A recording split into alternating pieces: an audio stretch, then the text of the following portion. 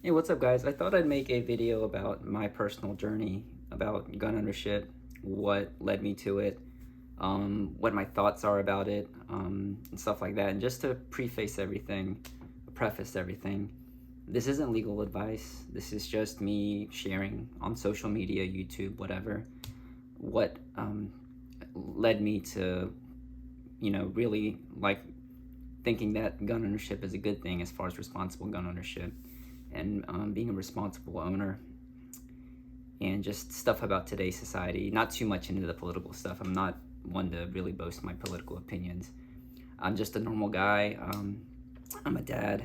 I work full time. I also have a side job I do after every day. After my day job, weekends is spent 95% with my daughter. I see her every weekend, Saturday, Sunday, and anytime she's off school, I try to watch her and stuff. So we have a pretty good relationship, and she's my reasoning for everything. But like I said, this isn't legal advice. This isn't me giving any kind of tactical advice. This is just maybe me reaching out and telling you my story. Maybe it'd be entertaining. Maybe it'll give you some insight on something about you. Maybe it'll resonate with you.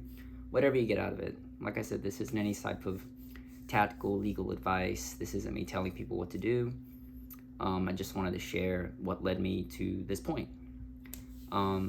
I moved here when I was just turned 6 from South Korea with my mom and my stepfather. We moved to a very small town in Georgia, in the woods, pretty much.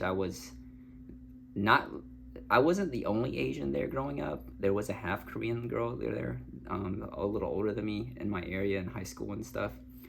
But when I was 7, 8 years old, my stepdad, his father, my step grandfather, we would go hunting, with just squirrel hunting with a little. I got to carry a little bolt action 22. At first, they didn't let me obviously shoot it. I was a little too small. They made me carry the squirrels on my back. I know it's kind of a redneck thing to do, but that's just what we did.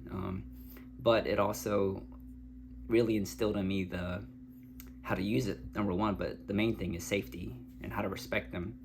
So I think that's a really huge aspect that I know everyone that's a responsible gun owner can agree to is gun safety and really instilling that stuff. And I know they used to teach it in schools and stuff, and it's not really there anymore, and it's kind of an area of contention now. But like I said, I'm not going to argue with that. But when I grew up, I'm almost 40. I don't may not look it. I may. I'm not sure, but I'm almost 40. So that was a normal thing, and I would go plinking with it. My first handgun, I feel like I shot 14 or 15. It was also a 22, and then a little bit higher caliber a couple years later. I never owned one myself, but I did have a little bolt action 22. I could tell you the model of it. It's been so long that I got to shoot, and it was a lot of fun. Cut to when I graduated high school and I started working. College didn't work out for me. Cut to 2011. Around the fall of 2011, I was then with my first wife, that and a roommate. I was my bedroom with my wife at the time. She had just literally gotten out of gallbladder surgery, so she wasn't very mobile. But one night when we were at home, probably 7, 8 o'clock at night, I heard a big crash. Something you don't really register as what it is, but I step out, and then there's a tall gentleman, and then some gentleman behind them. They had their face covered, holding my roommate and his friend at gunpoint.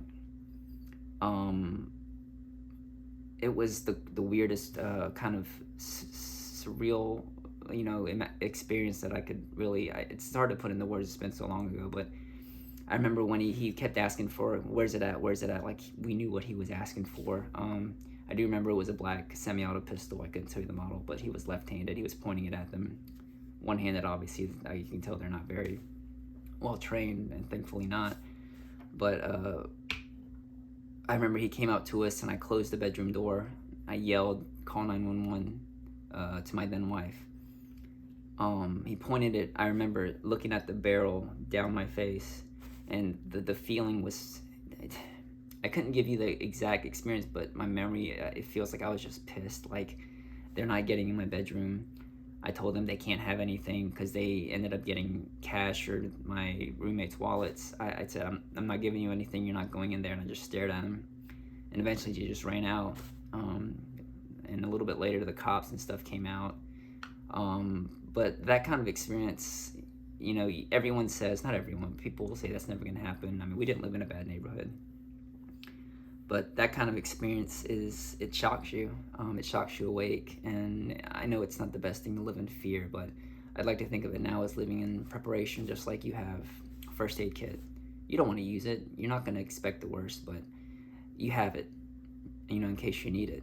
I actually took classes at my local gun range, and man, the first time trying to, get into firearms at that time, being a small, skinny Asian kid with glasses, I'm pretty sensitive, I guess, back then. I still am now, but not so much now. But you go to a gun store and you speak to them, and some people really want to give you the time of day, especially living in South Georgia. But I actually found a store and a range that I pretty much gave all my business to at the time. They just spoke with me. They didn't really treat me with any sort of prejudice. They didn't treat me like I didn't know anything. They didn't mind breaking down stuff for me when I wanted to learn. Ended up shooting there for a while. The very first gun actually my friend sold to me was a Springfield XDM in 40 caliber. So I think it was a full size. Not the best choice for your first adult firearm, unless you're just a big dude. I'm not that big. I'm like 5'6", 5'7".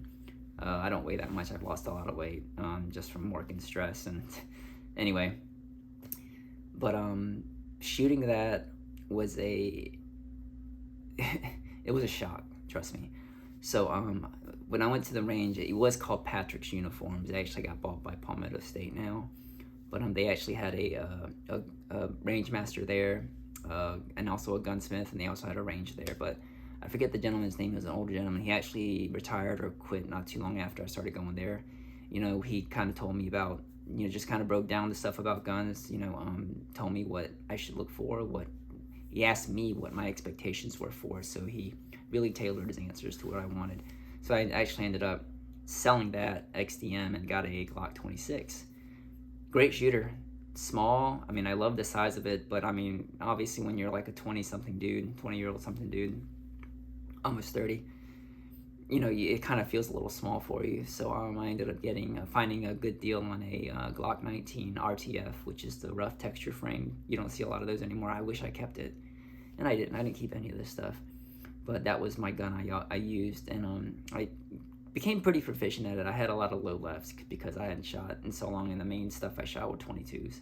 So between a 22 and a 9 and a 40 caliber, the amount of bang and the recoil is a big difference. But that 26 and 19 were good. I did understand why people like to change their stuff out with their Glocks. I didn't change much on it. I think on the 26 I didn't modify anything on it. On the 19 I did end up using a different connector just to line it up. And I think I added an extended slide stop or slide release, but that's about it. My memory could serve me, and also got new night sights on there for both of those. Had those for a while. Ended up getting a cheaper Springfield 1911. And man, I didn't realize at the time why I was able to shoot the 1911 so well, but it just made me feel like a really good shooter compared to my two Glocks. And then I ended up getting a Daniel Defense AR, which was awesome. Cut to job situation, I actually ended up divorcing my wife that was with me during the home invasion.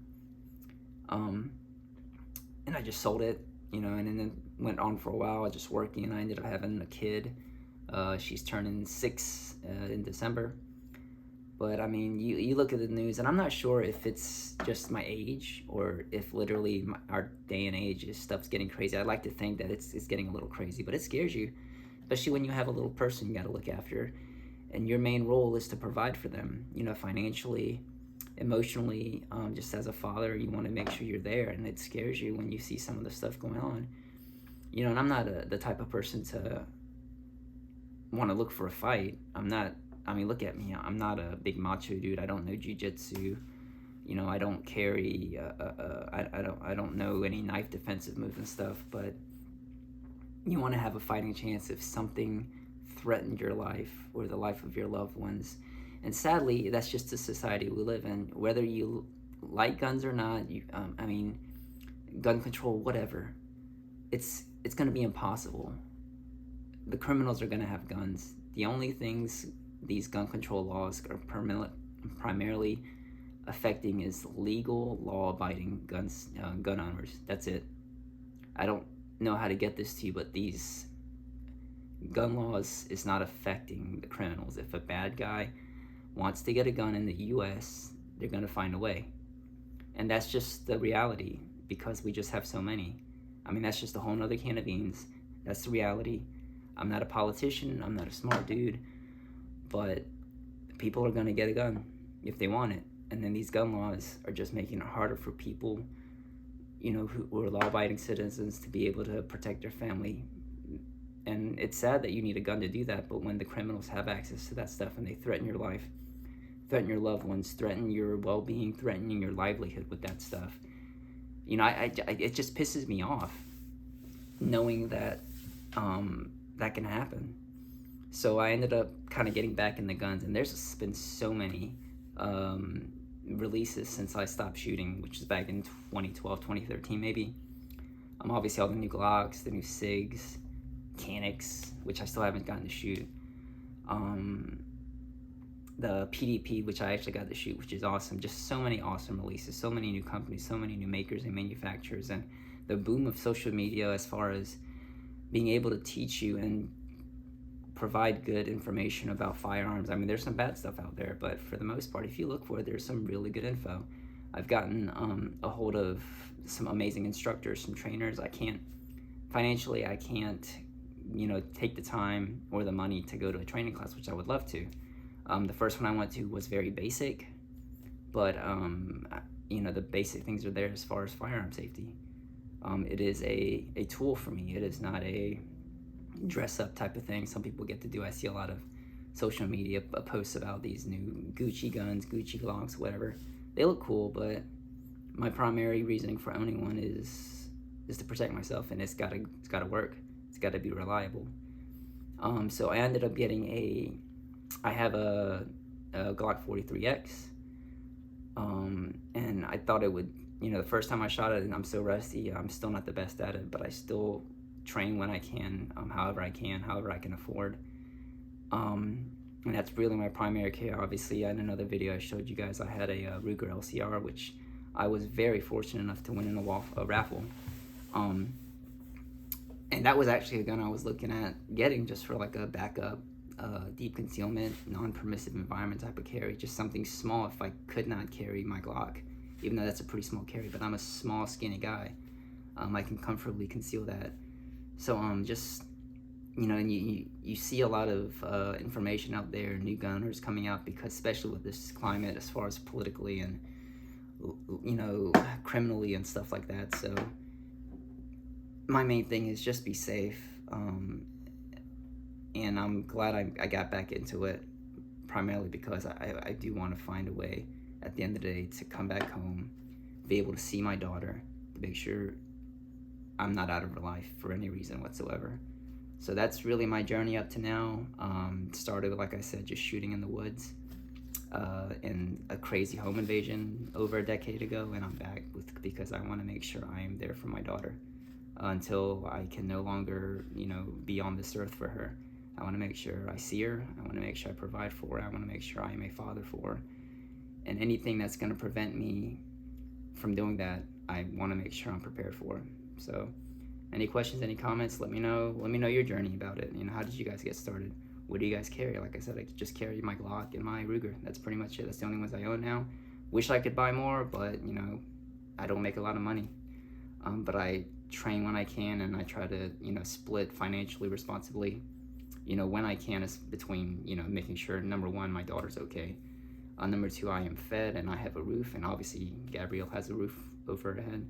And, you know, just splitting that financially and responsibly. So let me know what you guys think. Let me know some comments. How'd you start? And I appreciate you guys if you sat through this whole video. I hope it's not too long.